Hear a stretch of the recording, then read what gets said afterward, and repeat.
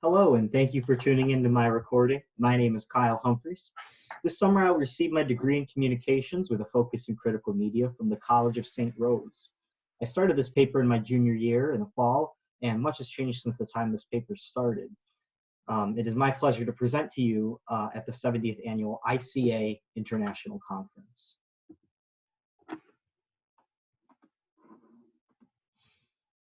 The internet is the most effective broadcasting platform to date, enabling the average citizen to reach audiences of hundreds to even millions. The potential for dissemination of information makes the internet a valuable tool for activists and minority groups. Social movements such as Black Lives Matter and Me Too have seen traction both online and offline, thanks to social media and other internet-based forms of mass communication. Despite social media platforms like Twitter not being designed for social activism, these platforms still facilitate movement, support, and action.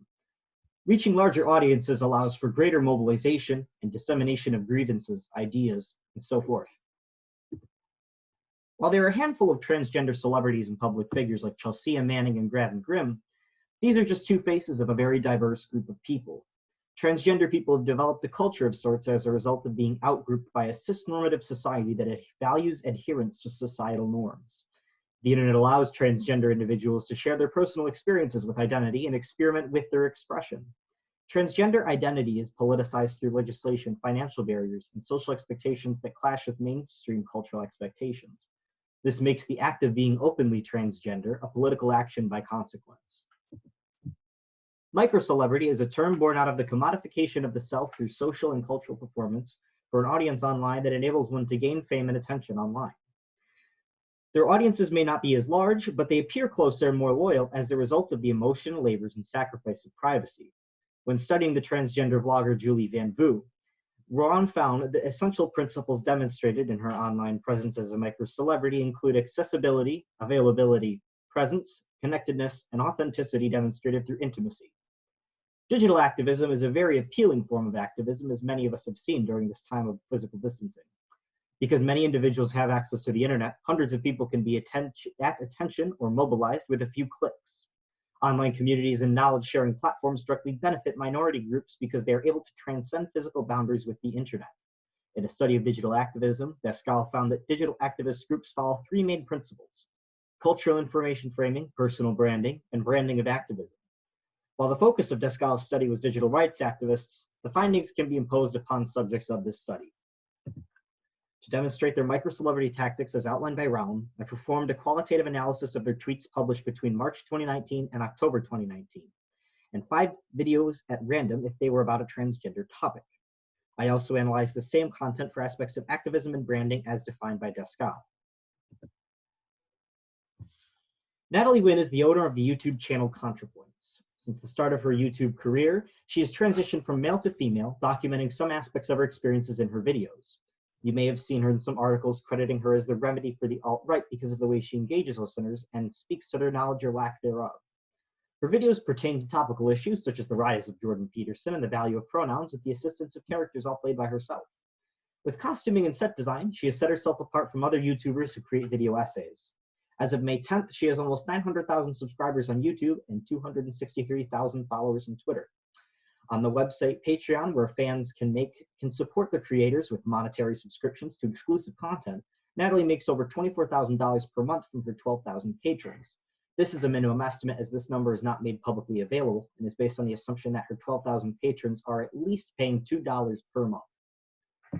Blaire White has been publishing videos to YouTube since 2015 as an openly transgender woman with a cisgender male boyfriend. She shares her experiences in her transition as well as her opinions on transgender issues and individuals. She doesn't shy away from conflict, and her views are often at odds with many aspects of the transgender community. She describes herself as your problematic fave in her YouTube description and is aware her perspectives are controversial. As of May 10th, she has 905,000 subscribers to her YouTube channel and 307,000 followers on Twitter. She makes $548 per month from her 183 patrons on the website Patreon. Both WYNN and White use their Twitter accounts to announce upcoming videos or new content for the audience as a means of promoting their work. While WYNN has handed over her account to somebody else to manage her presence, her voice still comes through. Until the exchange of ownership, WYNN was active and would often engage with responses to her tweets by returning a reply, liking the tweet, or retweeting it. When preparing for her video about gender-critical and trans-exclusionary feminists, she asked her fan bases about their experiences if they have ever identified as gender-critical and what changed their mind. At times, she will get personal, like when she announced her recent surgeries before releasing a video about her relationship with the concept of beauty, reinforcing this intimacy and vulnerability as a form of authenticity with her fan base. In September, she temporarily deactivated her Twitter account after she expressed discomfort in having to disclose her pronouns in gender-conscious spaces. Despite returning for a while, she handed over the account to somebody else for the sake of her mental health after she received backlash from inviting Buck Angel, a disliked figure in the transgender community, to do a voiceover in one of her videos. She is not as available as she once was, but she has a website listed in her description with an email contact and reads much of her comments on YouTube. Blaire White is very available on Twitter, with much of her tweets being replies to other people's tweets. She isn't afraid to reply to tweets from her fans or get caught up in arguments online. Support or not, White will engage most Twitter users. Under 100 of her tweets from the aforementioned time frame were original tweets, with the rest of almost 900 being from replies. As of recently, she has 1,700 tweets in her account. She's wiped all of her tweets since the start of this paper, so this information is not all-encompassing of her availability or accessibility to her fans since the start of her career. These are the titles for the videos that I analyzed for the remaining aspects of micro-celebrity tactics from the respective YouTube channels. These videos are still available to view, but if you have read my paper, you may notice some videos I mentioned there are no longer online. I was not able to upload a revised edition of my paper in time to remedy this issue, but these videos are still on their respective pages, at least for now.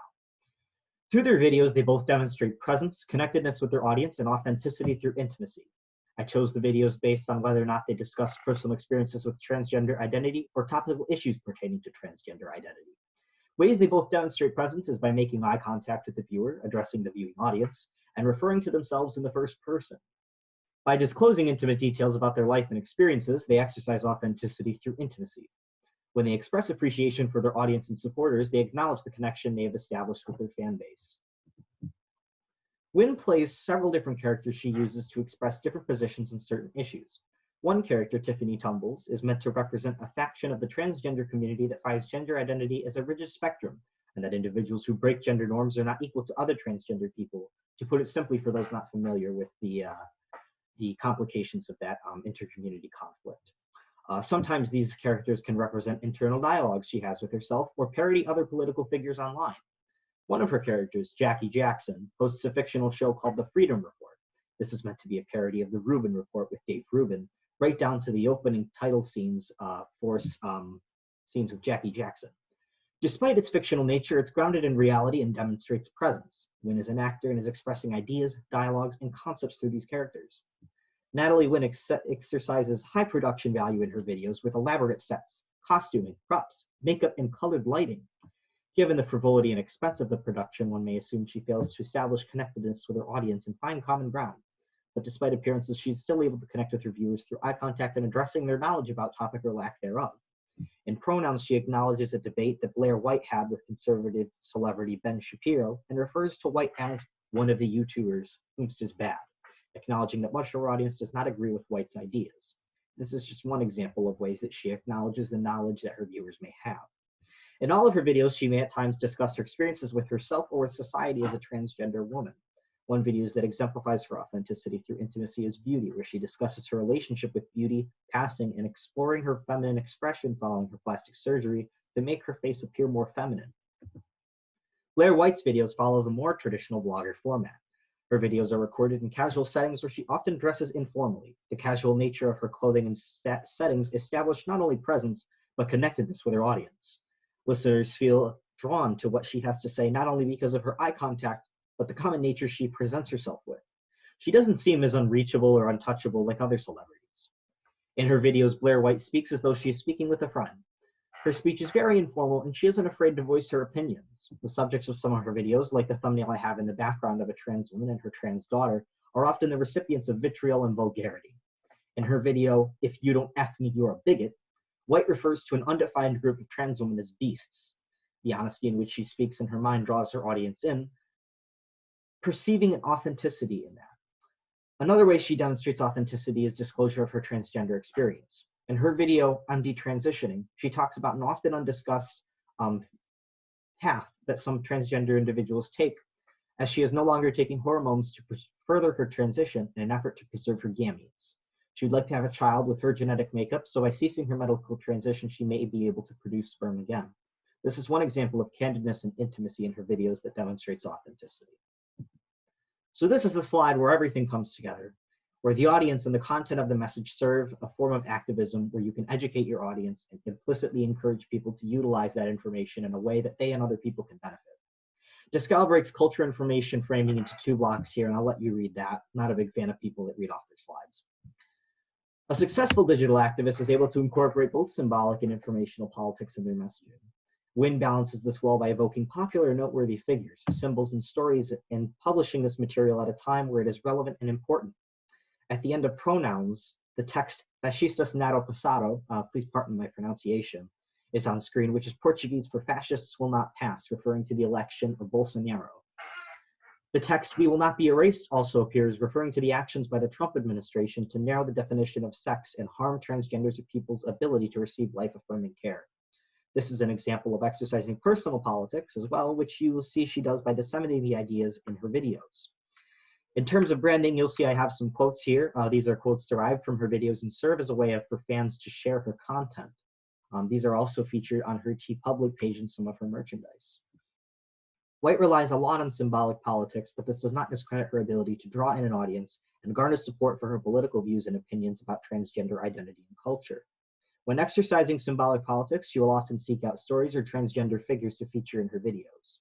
In the last slide, the background I used was a thumbnail for a video where she criticizes a transgender woman who claims that her 5-year-old child is a transgender girl. She seeks out sensational topics like this to further her perspectives as a conservative transgender woman, whose idea of what a trans person should be differs from the idea of gender being a spectrum of expression. She tends to not exercise personal politics beyond expressing support for President Donald Trump in some of her videos, as well as a tweet she made during Pride Month reminding her followers many people cannot celebrate Pride in other countries.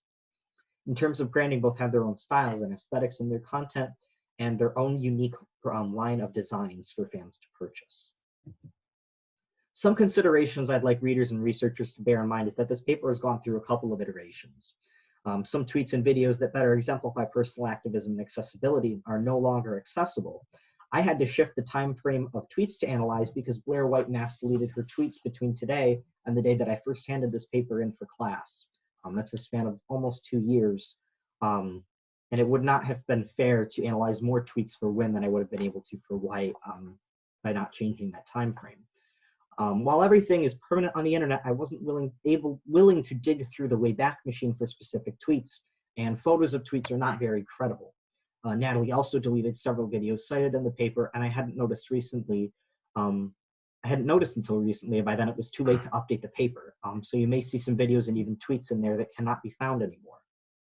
Both WYNN and White have also faced a lot of criticism for their positions, the people they associate with, and miswordings. The transgender community imposes a spokesperson role upon any transgender individuals that gain popularity or prominence, which is a very interesting phenomenon worth exploring for a minority group that lacks representation. Many factions of the community outright disown them, others support them as so critical, etc. The study also doesn't look at their presence on Instagram, and if there was ever a place for the commodification of emotional labor, it's Instagram. I regret not having incorporated that in some way, and may do so in the final edition of this paper as opposed to using Twitter. So this concludes my presentation. I hope that my research encourages future researchers to pursue transgender identity and its cultures, as well as the internet as an avenue for activism. I would also like to thank Professor Jin Kim for his support in my development of this paper, as well as all the faculty in the communications department at the College of St. Rose. It is a pleasure to represent our school. Thank you to those of you listening. Please stay safe, stay healthy, and may you be merry during a time of disease.